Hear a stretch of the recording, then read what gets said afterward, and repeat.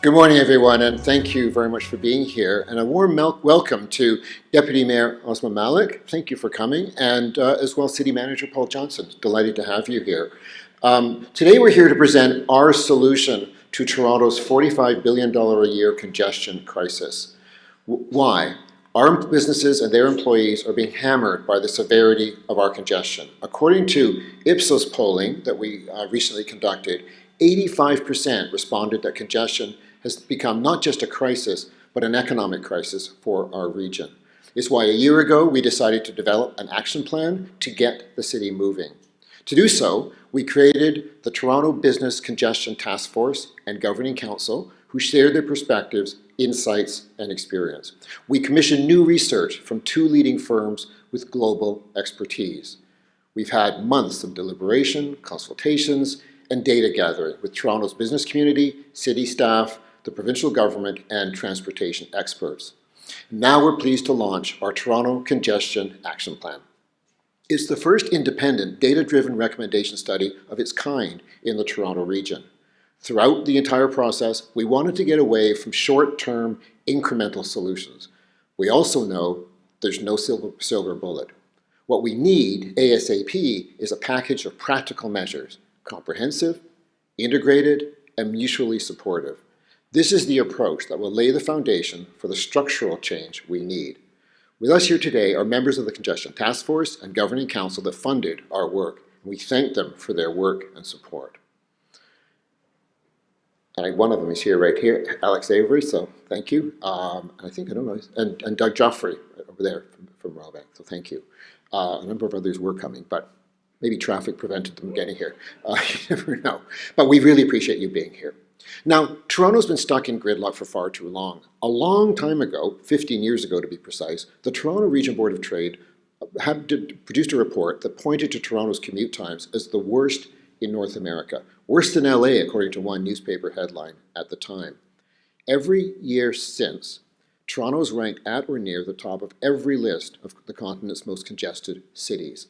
The fact is, our roads actually reached capacity in the 1970s, and since then, we've added millions of cars. Decades of rapid population growth have placed immense pressure on our highways, expressways, and arterial roads. No surprise that mobility experts in RICS declared that we suffer from the 7th worst traffic in the world and the 3rd worst in North America. We've all heard the complaints and experienced our own commuter horror stories, 30-minute drives that now take an hour, once short trips to the store are now lengthy excursions. And our polling shows that too often, congestion is now causing residents to simply avoid the stress and stay home altogether.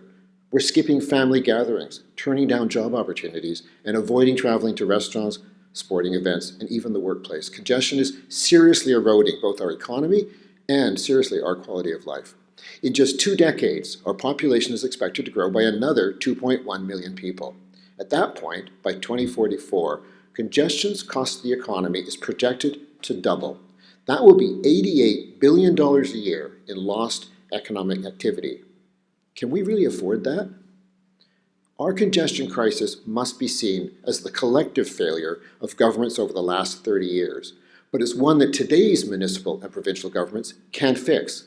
President Trump's threatened tsunami of tariffs have exposed our national competitiveness crisis. For Toronto, making a significant dent in our traffic gridlock would be the single most powerful thing City Hall can do to unleash our economic strength, attract investment, grow businesses, and create good jobs, while increasing city and provincial revenues for the needed programs. So today, we're tabling a 5-point congestion action plan for the city and the province. 1, identify the city's major priority thoroughfares and do everything in our power to get those key roads moving. That means optimizing them for transit, goods, services, and private vehicles. 2, reduce the number and duration of lane closures for construction and deliveries. 3, re-engineer the roads that are causing massive bottlenecks around the Gardiner Expressway ramps. And 4, stop the Wild West on our roads through automated enforcement of traffic rules. 5, appoint a congestion commissioner, a point person at a senior level of the city government, someone who has the authority to set and oversee traffic KPIs, help the city to avoid decisions that inadvertently sometimes slow us down, troubleshoot congestion hotspots, and hold everyone to account. Making progress in these 5 areas will significantly improve traffic flow in and out of the city. We've already seen some early wins, 24-hour construction on the Gardiner Expressway Rehabilitation Project, and more traffic agents at major bottlenecks.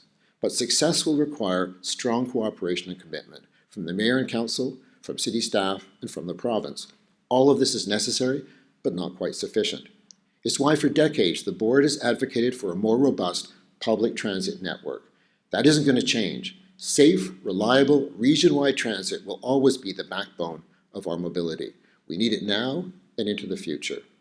However, today we're here to offer solutions that, if implemented, would tackle congestion on our roadways now. As I stated earlier, this is just the beginning. We'll work with the city to implement our recommendations, we'll monitor progress and report back to the public and the business community, and we'll continue to build a business movement behind this effort. Because congestion is not just a problem for the business community, it's a problem for all the talented people who live and work here.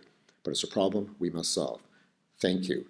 And now it's my pleasure to welcome Deputy Mayor McMalloch to the stage to say a few words. Thank you.